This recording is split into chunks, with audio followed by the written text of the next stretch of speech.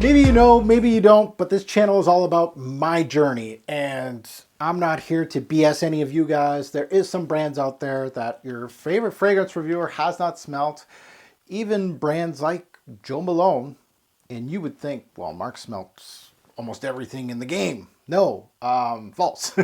Even super popular brands like this one right here, Jo Malone. I know what Jo Malone and the brand and what it stands for. And those are a lot of the reasons why I haven't smelt the brand. Either A, I haven't had time, or, you know, I've been close to Jo Malone boutiques. I think I stepped into a couple. There's a couple duty frees that I checked out too. But today, believe it or not, I had finally my first test drive with one of their fragrances. And this sample, just lo and behold, came with a purchase. Not from Jo Malone, just a purchase from a discounter, and they sent me this as the sample. So let's see what they have to offer. This is my first time sniffing out the brand. Let's go.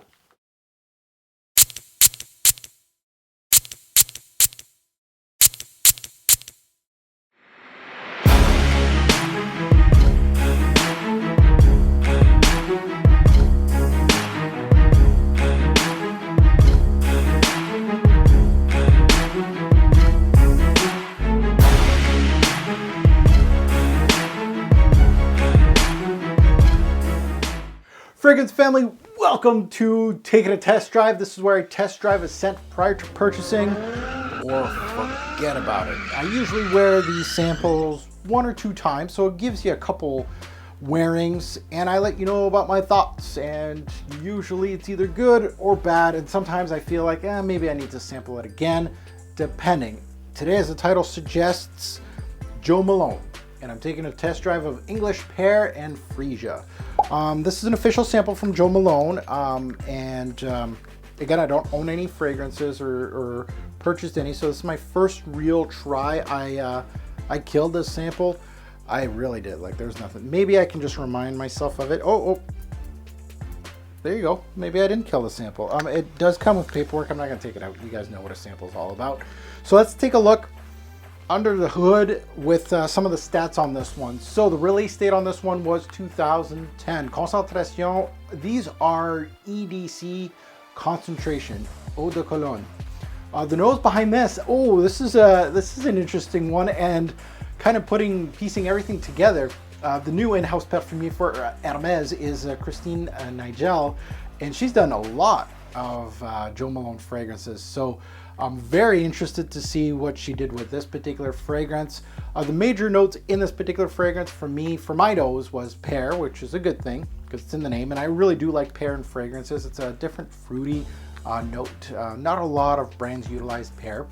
Freesia and rose, so it's heavily floral to my nose. So let's talk about my day with Pear and Freesia. So the opening of Pear and Freesia, and I have it on my hand now, it shows more Freesia than pear, which is not a good sign for me.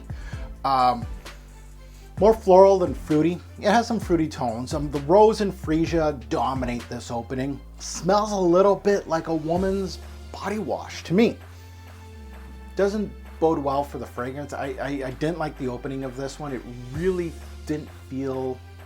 I didn't know what quite to expect from this Jo Malone fragrance. Now the pear has its place in the opening and will get stronger with time, which is a good thing. This is paired with some rhubarb and some melon to give the fragrance some slight tartness and fruity aspects, and it will give this one a little bit more balance the more it's on your skin against all those florals. I mean, it is heavily floral to me up top, but then once that dries down just a bit, you get some fruity nuances. To me, it starts off as a typical fruity floral in the woman's aisle. I mean, it really didn't stand out in the opening. Now there's a bit of sweetness here, perhaps a honeyed sweetness, as I believe they state honey as a note. The Freesia itself gives off a slight green nuance and will hold the hand of the rose for the duration of the scent. So it's really Freesia and rose dominant in this scent. The scent itself has a soapy quality, which makes it easy to wear. And that is from the Freesia. Freesia's utilized, if you don't know, and this is I've been starting to, in the past couple of years, starting to know my florals a little bit more. I was really male dominant in my fragrance reviews and knowing those notes, but now that I got a little more experience, Freesia is utilized in shampoos, body lotions, and soaps. So no wonder it did remind me a little bit of a body wash, a woman's body wash, and kind of cheap in a way. Once we hit the dry down of this fragrance, this one continues to throw that fruity floral aspect with a pinch of patchouli and some musk. There's not much going on in this one, and I think a lot of these Jo Malones are very transparent. And you guys can correct me if I'm wrong in the comments below. Again, my experience with this brand is very limited. It's right here. That's all I got. Of course, from word of mouth and fragrance reviews and stuff like that. I still have my eye on the brand, and there's some fragrances that are really interesting to me, just never really pulled the trigger on them. It doesn't have much moving parts as a fragrance to my nose. It felt a little thin to my nose, also felt a little flat on my skin, to be quite honest. I didn't feel too much personality out of this fragrance in the dry down. Really did miss the mark, so it really wasn't something that blew my socks off. Now let's get into a revolver where I give out a few important items on a particular scent, especially with just my limited wearing. So seasons, a lot of floral based scents, I always automatically go towards spring because they work very well. This kind of fruity floral to me would work really well this spring. Day or night, definitely a daytime scent. I really can see this on a woman at work. I don't think this one is more, I don't feel like this one has enough personality for a daytime or nighttime scent. It's very easy to throw on, but I think it's more of a daily use, work type of scent.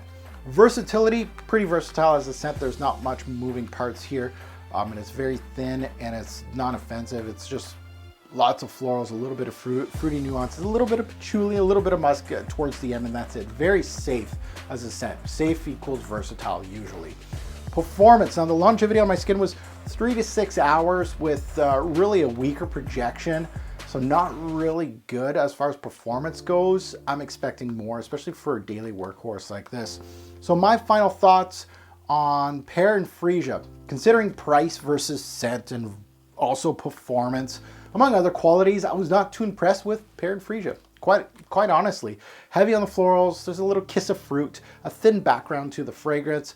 All the talk about Jo Malone performance on all their scents feels like my first try from the brand already gives me an issue already. So as far as performance goes, I hear a lot of talk about performance issues with these. They're meant for layering, so you should be putting one or more than one scent and put them together. It's okay, but it's not a showstopper for me. It's not something that I would feel like, for men out there, I don't know about, again, I don't like to put genders on fragrances, but it's heavy floral.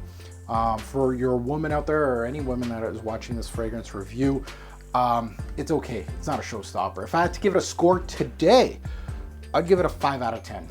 I think it's okay. There's nothing that makes me feel like this is a dud as a fragrance, but considering price and what I got, I don't know. Something that's done well, but it's not a must-have. It's not something that would be like, go to your next Jo Malone and check out Pear and Freesia because it's outstanding. It is. I can't believe, like, usually sometimes that happens. Black Afgano by Nasamato did that for me. I blind bought a bunch of bottles because of Black Afgano, so this one didn't do it for me. This does not pique my interest more into the brand.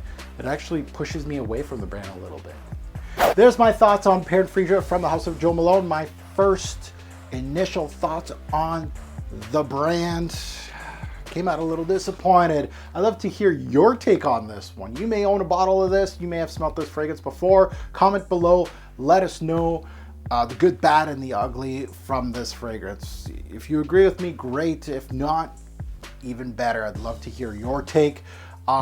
If you haven't smelt this one, but you know a little bit about Jo Malone, throw them at me. Especially for me personal, if you want to send me some recommendations in the comments below, like for men's fragrance from Jo Malone, hit me up with it. I'd love to hear what you guys recommend for me, and I may get a sample and check it out. Or next time I'm near Jo Malone Boutique, I'll go check it out. If you enjoyed this content, please hit that like button. Subscribe if you haven't. And that bell is waiting to be rung. Are you part of my notification gang yet? If you haven't already checked me out, I am on Twitter, I'm on Facebook, and I'm on Instagram. Robes08, you'll see this mug and come check me out on social media.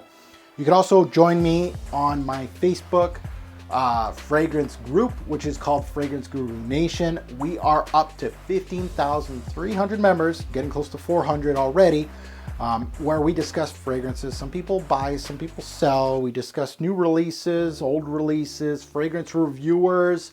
Join us today. Links are all down below. Now I'll leave you with a few takes from my social media. I asked everybody on my social media what they thought on this particular Jo Malone release, and I certainly appreciate everybody that did give their take on this. You'll see all those at the back end of this video. As always, a great or poor fragrance will make a lasting impression. Choose your scent wisely. Thanks for watching.